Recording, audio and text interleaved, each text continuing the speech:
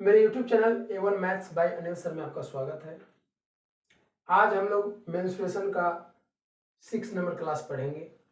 इससे पहले हम लोगों ने 5 क्लास मेंस्ट्रुएशन का कर लिए हैं, जो काफ़ी इम्पोर्टेंट है क्वेश्चन बनाने के लिए। कल मैंने आपको बताया था कि फार्मूला कैसे याद होता है, कोई भी फार्मूला आपको कैसे याद होगा, इसके बारे में मैंने बताया था। अब उस फार्मूले को मैंने एकत्रित करके लिख दिया है एक जगह। अभी और इसमें लिखना बाकी है। जो हम लोग का इम्पोर्टेंस जो फार्मूले हैं वो मैंने नहीं लिखा है, ये सिर्फ बेसिक लिखा हुआ है। अब इम्पोर्टेंस मैं फार्मूला लिखूंगा, आपको बताऊंगा कि आपको कितने फार्मूले याद रखने हैं मेंस्ट्रुएशन में, जिससे आपको क्वेश्चन कम से कम बन पाए। जैसा कि आप सब देख पा रहे हैं कि त्रिभुज की परिधि का मैंने आपको फार्मूला बताया था, तीनों भुजाओं का योग, यानी तीनों भुजाओं का योग यानी a + b + c। समबाहु त्रिभुज की परिधि, इसका फॉर्मूला था 3 गुने भुजा। समबाहु त्रिभुज का क्षेत्रफल था √3/4 गुने भुजा स्क्वायर। समद्विबाहु त्रिभुज का क्षेत्रफल था 1/2 r² sin थीटा। विषमबाहु त्रिभुज का क्षेत्रफल था √S × S - a × S - b × S - c। इसी फॉर्मूले को हम लोग ने हीरोन सूत्र कहा था। हीरोन सूत्र जो किसी भी प्रकार के क्षेत्रफल निकालने का फॉर्मूला होता है। अब किसी भी प्रकार के क्षेत्रफल निकाल पाएंगे इस फॉर्मूले से, हीरोन के सूत्र से। हीरोन के सूत्र में एस जो होता है वो अर्ध परिमिति होता है। अर्ध परिमिति यानी परिमिति का आधा, यानी आप ऐसे लिख सकते हैं कि त्रिभुज की परिमिति बाई 2। आप ऐसे भी फॉर्मूला बोल सकते हैं कि त्रिभुज की परिमिति का आधा होता है a + b + c बाई 2। समकोण त्रिभुज का क्षेत्रफल 1/2 गुने आधार गुने संगत ऊंचाई यानी लंब, और पाइथागोरस प्रमेय कर्ण स्क्वायर बराबर लंब स्क्वायर जोड़ आधार स्क्वायर। ये सब बेसिक बातें हैं जो आपको पता होना चाहिए। ये फार्मूला भी आप किसी भी त्रिभुज के क्षेत्रफल निकालने में यूज कर सकते हैं। ये फार्मूला भी आप किसी भी त्रिभुज के क्षेत्रफल निकालने में यूज कर सकते हैं। और ये जो है किसी भी त्रिभुज की परिमिति निकालने का फार्मूला है, आप निकाल सकते हैं इससे। अब हम लोग आगे की तरफ बढ़ेंगे। जो जो टॉपिक हम लोगों ने कल पढ़ा था उसके बारे में मैं फिर से एक बार एकत्रित करके सब फार्मूला लिख दूँ, जिससे बच्चे लिख पाएंगे, आप लोग लिख पाएंगे अच्छा से। आप समझिए कि कल ने हम लोग ने क्या क्या पढ़ा, कौन कौन फार्मूला पढ़ा। जैसे हम लोग ने कल पढ़ा था चतुर्भुज के बारे में। चतुर्भुज के बारे में हम लोग ने पढ़ा था। ये तो त्रिभुज का बात था, अब हम लोग चतुर्भुज के बारे में समझेंगे। चतुर्भुज के बारे में हम लोग ने क्या क्या पढ़ा था। तो चतुर्भुज हम लोग ने 5 प्रकार का पढ़ा था। पहला पढ़ा था हम लोग ने वर्ग। तो वर्ग की 3 फार्मूले हैं। वर्ग की परिमिति होती है 4 गुने भुजा। 4 गुने भुजा 4 × साइड। सेकेंड नंबर वर्ग की क्षेत्रफल होता है भुजा स्क्वायर। वर्ग का क्षेत्रफल होता है भुजा स्क्वायर। तीसरा नंबर हम लोग ने पढ़ा वर्ग का विकर्ण। वर्ग का विकर्ण होता है √2 गुने भुजा। वर्ग का विकर्ण होता है √2 गुने भुजा। उसके बाद हम लोग ने पढ़ा वर्ग के बारे में, हम लोग ने इतना ही पढ़ा। उसके बाद 4 नंबर हम लोग पढ़े समचतुर्भुज के बारे में। समचतुर्भुज की परिधि होती है। तो मैंने आपको बताया था कि समचतुर्भुज की भी परिधि जो होती है वर्ग की परिधि का ही फॉर्मूला होता है, यानी 4 गुने भुजा। उसके बाद हम लोगों ने पढ़ा 5 नंबर समचतुर्भुज का क्षेत्रफल। समचतुर्भुज का क्षेत्रफल हम लोग ने पढ़ा 1/2 गुने विकर्णों का गुणनफल। विकर्णों का गुणनफल, यानी ऐसे भी हम लोग कह सकते हैं 1/2 गुने पहला विकर्ण गुने दूसरा विकर्ण, क्योंकि 2 विकर्ण पाए जाते हैं किसी भी चतुर्भुज में। उसके बाद हम लोग ने पढ़ा सम चतुर्भुज के, उसके बाद 6 में हम लोग ने पढ़ा सम चतुर्भुज के विकर्ण के बारे में हम लोगों ने नहीं पढ़ा था। उसके बाद हम लोग ने पढ़ा आयत के बारे में, आयत की परिमिति। तो हम लोग ने पढ़ा आयत की परिमिति जो होती है वह होती है 2 गुने लंबाई जोड़ चौड़ाई, 2 गुने लंबाई जोड़ चौड़ाई। उसके बाद हम लोग ने पढ़ा 7 नंबर में आयत का क्षेत्रफल, हम लोग ने पढ़ा लंबाई गुने चौड़ाई। उसके बाद हम लोग ने पढ़ा आयत का विकर्ण, आयत का विकर्ण होता है रूट अंडर लंबाई का स्क्वायर प्लस चौड़ाई का स्क्वायर। उसके बाद हम लोग ने पढ़ा समानांतर चतुर्भुज, समानांतर चतुर्भुज का क्षेत्रफल। इसका फॉर्मूला हम लोग ने पढ़ा आधार गुने संगत ऊंचाई, आधार गुने संगत ऊंचाई। संगत ऊंचाई को हम लोग शीर्षलंब कहते हैं, आप शीर्षलंब भी बोल सकते हैं। उसके बाद हम लोग ने पढ़ा 10 नंबर समानांतर चतुर्भुज की परिधि। समानांतर चतुर्भुज की परिधि आयत की परिधि के बराबर ही होती है, यानी कि 2 गुने लंबाई प्लस चौड़ाई। 10 फॉर्मूलाएं हुए। उसके बाद हम लोग ने पढ़ा, आप लाइन बाय लाइन एक पेज में उतार लीजिएगा जिससे आपको क्वेश्चन बनाने में आसानी हो, फार्मूला याद जरूर कर लीजिएगा। उसके बाद हम लोगों ने पढ़ा समलंब चतुर्भुज, समलंब चतुर्भुज। समलंब चतुर्भुज का क्षेत्रफल जो हम लोगों ने निकाला था उसका फॉर्मूला था 1/2 गुने समानांतर भुजाओं का योग, समांतर भुजाओं का योग गुने संगत ऊंचाई, यानी ऊंचाई, संगत ऊंचाई, ऊंचाई भी कह सकते हैं। उसके बाद इतना क्षेत्रफल हम लोग ने निकालना सीखा था। इसके बाद हम लोग ने पढ़ा वृत्त के बारे में, वृत्त के बारे में पढ़ा हम लोग ने। वृत्त का फॉर्मूला हम लोग ने पढ़ा वृत्त का क्षेत्रफल निकालना पाई आर स्क्वायर। उसके बाद हम लोग ने पढ़ा वृत्त की परिधि निकालना 2 पाई आर। उसके बाद हम लोग ने पढ़ा वृत्त का व्यास निकालना 2 गुने त्रिज्या। उसके बाद अर्धवृत्त के बारे में हम लोग ने पढ़ा, अर्धवृत्त का क्षेत्रफल पाई आर स्क्वायर बटा 2। उसके बाद हम लोग ने पढ़ा अर्धवृत्त की परिधि के बारे में, अर्धवृत्त की परिधि के बारे में पढ़ा पाई आर प्लस 2r, यानी r कॉमन लेंगे तो पाई प्लस 2। उसके बाद हम लोग ने पढ़ा चतुर्थांश के बारे में, चतुर्थांश का क्षेत्रफल निकालेगा फॉर्मूला पाई आर स्क्वायर बटा 4। उसके बाद हम लोग ने पढ़ा, ये सभी फॉर्मूलाएं मैं आपको कल के क्लास में बता चुका हूं, इसीलिए मैं इतना स्पीड चल रहा हूं। इससे पहले आप पीछे के क्लास देख सकते हैं, 5 नंबर क्लास जो मैंने बताया, यही सब फॉर्मूला कैसे निकलता है उसके बारे में मैंने बताया था और सभी के चित्र सहित समझाया था। चतुर्थांश की परिधि, उसके बाद चतुर्थांश की परिधि का मैंने फॉर्मूला बताया। इसका फॉर्मूला था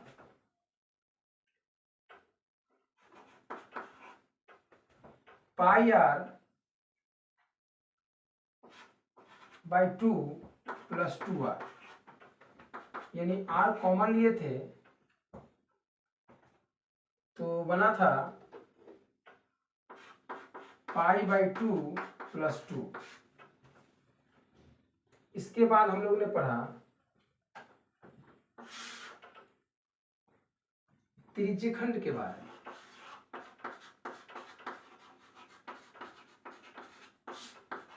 त्रिज्यखंड का क्षेत्रफल पाई आर स्क्वायर थीटा बटा 360 डिग्री। उसके बाद हम लोग ने पढ़ा चाप की लंबाई के बारे में। चाप की लंबाई पाई आर बटा 180 डिग्री हम लोग ने पढ़ा था, पाई आर थीटा बटा 180 डिग्री। उसके बाद हम लोग ने पढ़ा त्रिज्यखंड की परिमिति के बारे में। त्रिज्यखंड की परिमिति यानी परिधि के बारे में हम लोग पढ़ा था पाई या थीटा बटा 180 प्लस 2r, जिसमें कि r हम लोग ने कॉमन लिया था, तो पाई थीटा बटा 180 प्लस में 2। इसके बाद हम लोग ने पढ़ा त्रिज्यखंड के बाद हम लोग ने पढ़ा वृत्त, अर्धवृत्त, चतुर्थांश, त्रिज्यखंड। और एक फॉर्मूला और आपको पढ़ना है, वृत्तखंड का क्षेत्रफल निकालना। जो फॉर्मूला होता है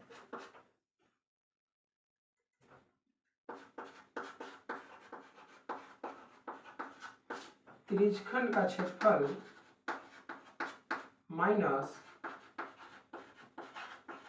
समद्विबाहु त्रिभुज का क्षेत्रफल, या आप कह सकते हैं पाई आर स्क्वायर थीटा बटा 360 minus 1/2 R square sine theta.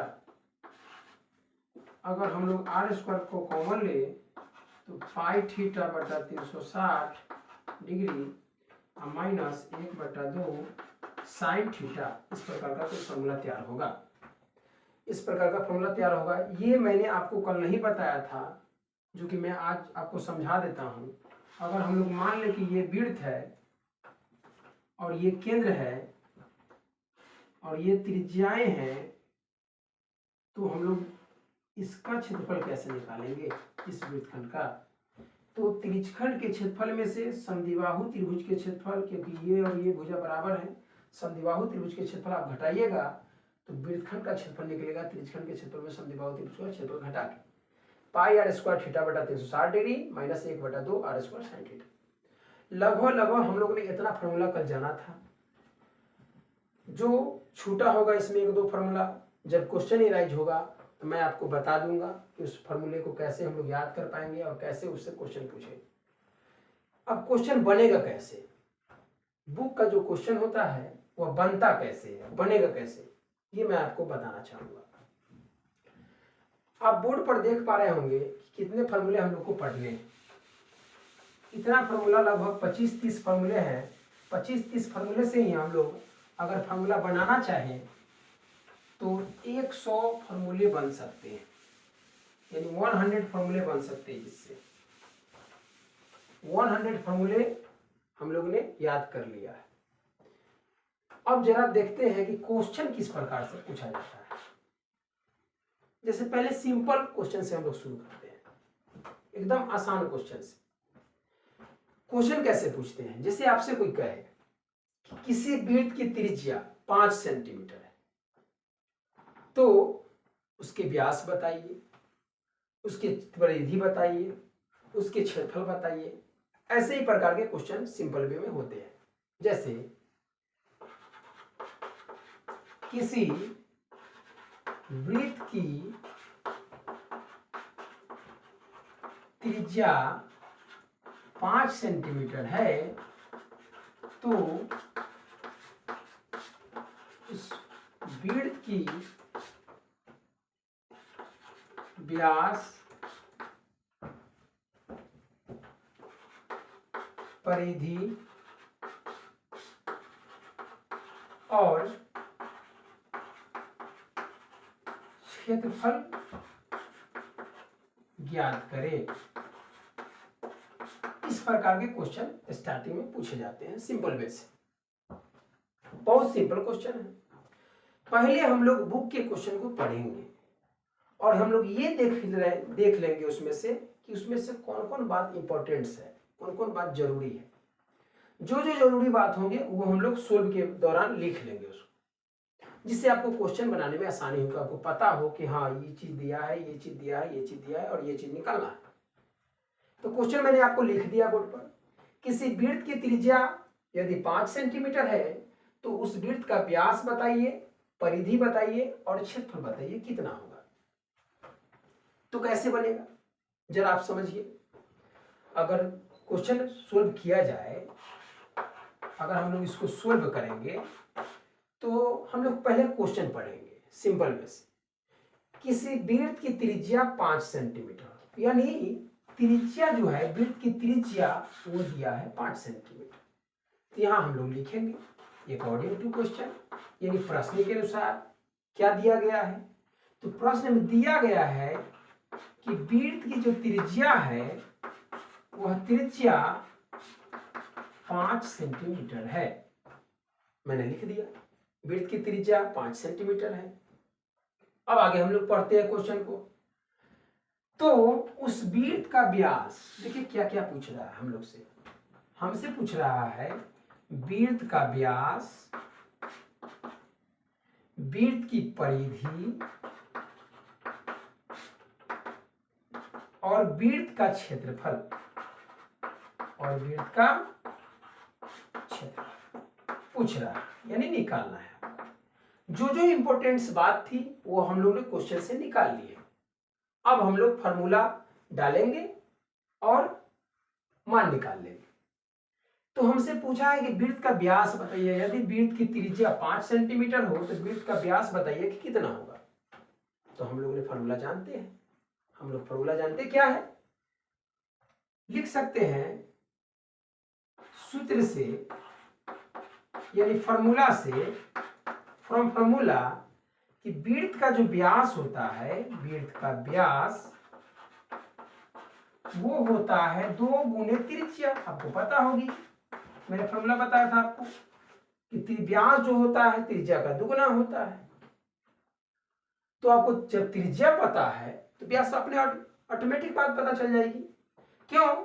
क्योंकि आप अगर इसको सोल्व कीजिएगा तो 2 इक्वल टू, यानी इक्वल टू 2 गुना, त्रिज्या की जगह क्या लिखना है आपको, त्रिज्या इज इक्वल टू 5 सेंटीमीटर, यानी त्रिज्या की जगह 5 सेंटीमीटर लिखनी है। तो 5 सेंटीमीटर में अगर 2 से गुना किया जाए तो 10 सेंटीमीटर होगा। यानी हम लोग ने वृत्त का व्यास निकाल लिया। तो वृत्त का व्यास कितना होगा, 10 सेंटीमीटर। ये आपको याद रखना होगा कि त्रिज्या के दुगुना व्यास होते हैं। यानी त्रिज्या अगर 5 सेंटीमीटर होगी तो व्यास 10 सेंटीमीटर होगा। अब व्यास अगर 10 सेंटीमीटर होगा तो त्रिज्या 5 सेंटीमीटर होगी, क्योंकि त्रिज्या के दुगुना व्यास होते हैं और व्यास के आधे त्रिज्या होते हैं। व्यास के आधे त्रिज्या होते हैं। अब हम लोग 2 चीज और निकालना है, परिधि निकालना है।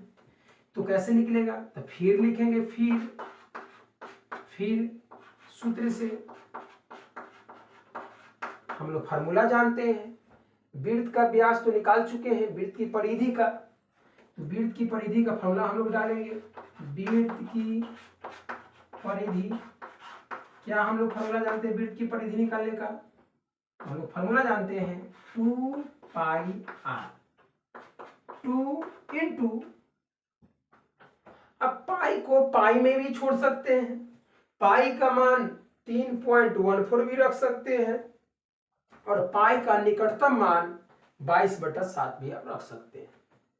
तो आप पाई का पाई भी छोड़ सकते हैं। आर की जगह 5 सेंटीमीटर, यानी 5 सेंटीमीटर में 2 से गुना करिएगा तो 10 सेंटीमीटर हो जाएगा और पाई में गुना कीजिएगा तो 10 पाई सेंटीमीटर होगा। यानी आप ये भी आंसर कर सकते हैं। लेकिन क्वेश्चन समाप्त अभी नहीं हुआ है, इसमें एक और बात निकालनी है, वृत्त का क्षेत्रफल। वृत्त का क्षेत्रफल इसमें निकालना है। तो फिर हम लोग चलेंगे, फिर सूत्र से। क्या होता है सूत्र, तो वृत्त का क्षेत्रफल बराबर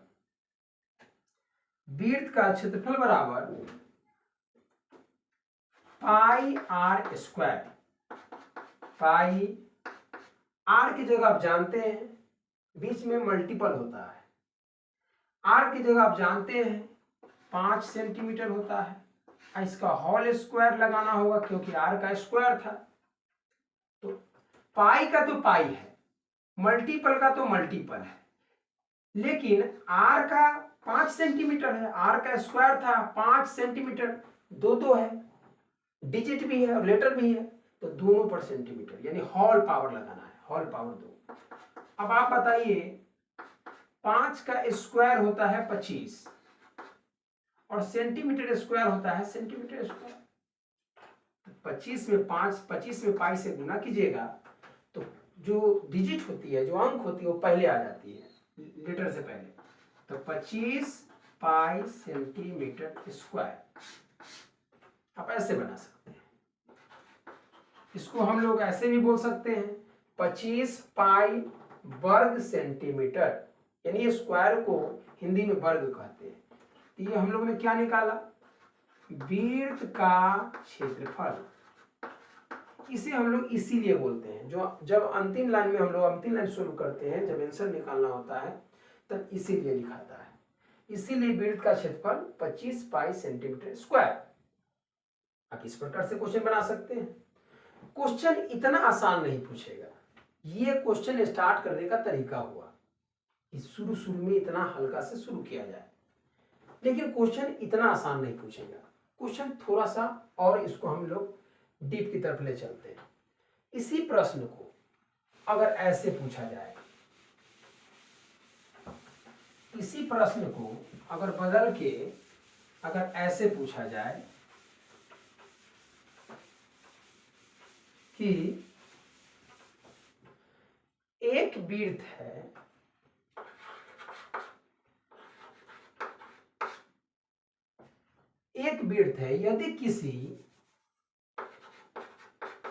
यदि किसी वृत्त का क्षेत्रफल 49 पाई वर्ग मीटर है, तो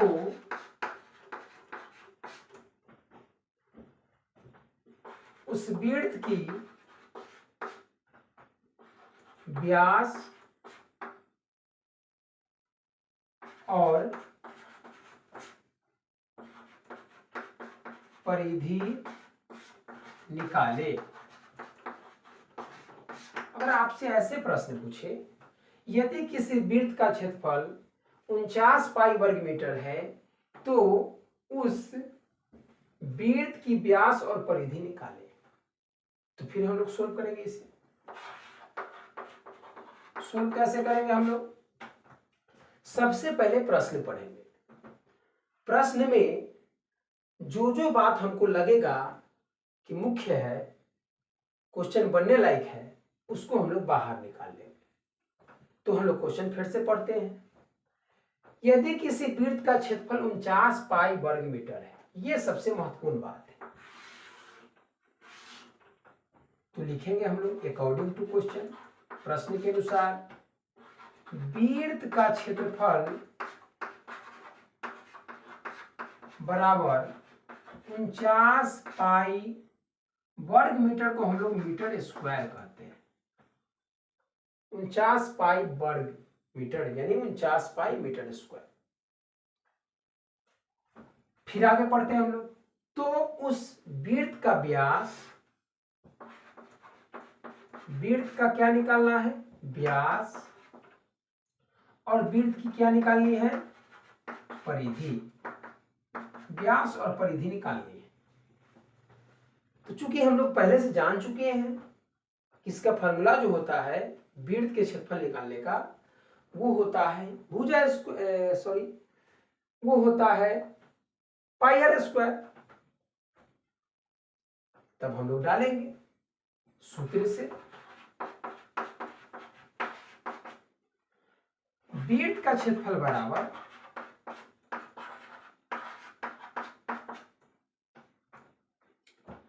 पाई आर स्क्वायर।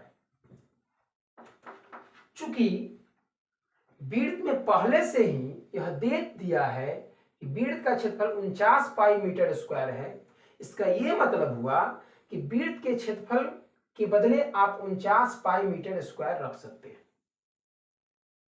तो हम लोग वृत्त के क्षेत्रफल के बदले रखेंगे 49 pi metre square is equal to pi R square. अब इस लाइन से आप समझ पा रहे होंगे, इस लाइन से जो है त्रिज्या निकलेगी। तो हम लोग त्रिज्या निकाल लेंगे। कैसे? इसको सोल्व करके। सोल्व किस प्रकार से होता है तो मैंने आपको बताया था इससे पहले, LHS और RHS के बारे में। अगर कोई भी डिजिट या लेटर इधर प्लस में हो तो उधर माइनस में जाता है, इधर माइनस में हो तो उधर प्लस में जाता है, इधर मल्टीपल में हो तो उधर डिवाइड में जाता है, और इधर डिवाइड में हो तो उधर मल्टीपल में जाता है, इधर स्क्वायर में हो तो उधर रूट में जाता है, स्क्वायर रूट में, और इधर स्क्वायर रूट में हो तो उधर स्क्वायर में जाता है, इधर क्यू में हो तो उधर क्यू रूट में जाता है, और इधर क्यू रूट में हो तो उधर क्यू रूट में जाता है। ये 8 बात हम लोग को याद रखनी है। किसी भी सोल्व करने में यह 8 बात बहुत इंपॉर्टेंस रखता है, बहुत मदद करता है हम लोग को समझने में। तो आर निकालनी है तो पाई को इधर से इधर लाना होगा।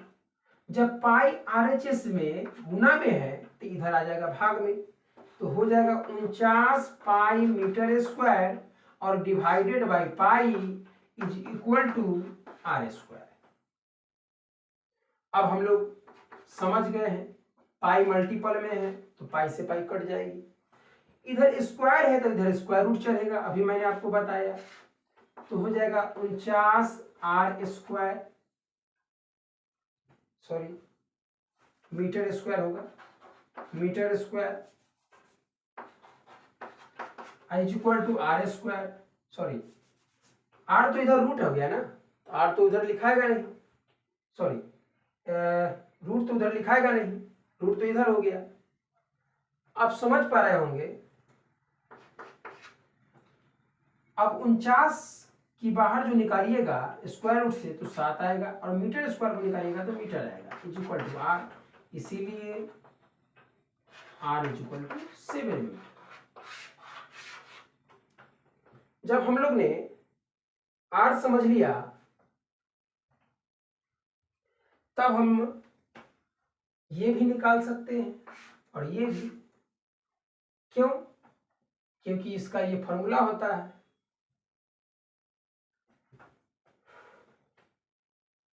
अब समझ पा रहे होंगे कि ये कैसे निकलेगा और ये कैसे निकलेगा। वृत्त का जो व्यास का फॉर्मूला होता है, वृत्त का व्यास वो होता है 2 गुणे त्रिज्या।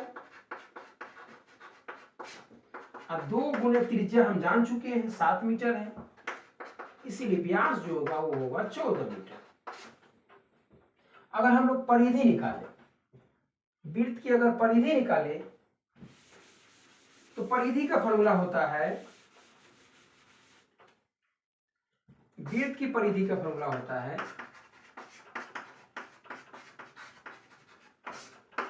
2 पाई आर।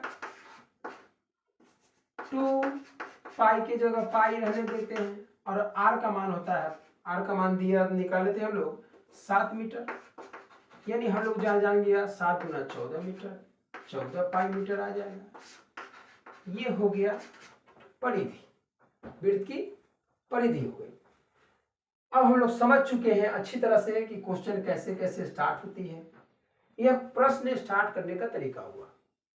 धीरे धीरे हम लोग इससे आगे, इससे आगे, इससे आगे, कल से हम लोग का बुक शुरू होगा। मैं आप लोगों को अभी बिहार बोर्ड में, BSEB बोर्ड में जितने भी पब्लिकेशन के बुक होंगे आप वो सभी पढ़ सकते हैं, किसी से भी आप पढ़ के क्वेश्चन बना सकते हैं, किसी से भी क्वेश्चन आप पूछ सकते हैं, किसी भी पब्लिकेशन का हो।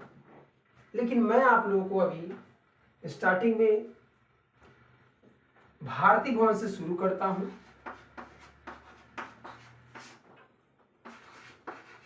भारती भवन से शुरू करूंगा और कल से हम लोग का क्वेश्चन शुरू हो जाएगा। किसी भी पब्लिकेशन से आप क्वेश्चन बना सकते हैं, मैं आपको भारती भवन से पढ़ाऊंगा, जो काफी निकटतम एग्जाम के व्यू से होती है, इसीलिए मैं आपको भारती भवन के बुक से ही पढ़ाऊंगा। मेरे चैनल पर नए हैं तो चैनल को सब्सक्राइब कर ले और चैनल को आगे बढ़ाने के लिए दोस्तों में शेयर कर दें। थैंक यू दोस्तों, बाय बाय, गुड नाइट।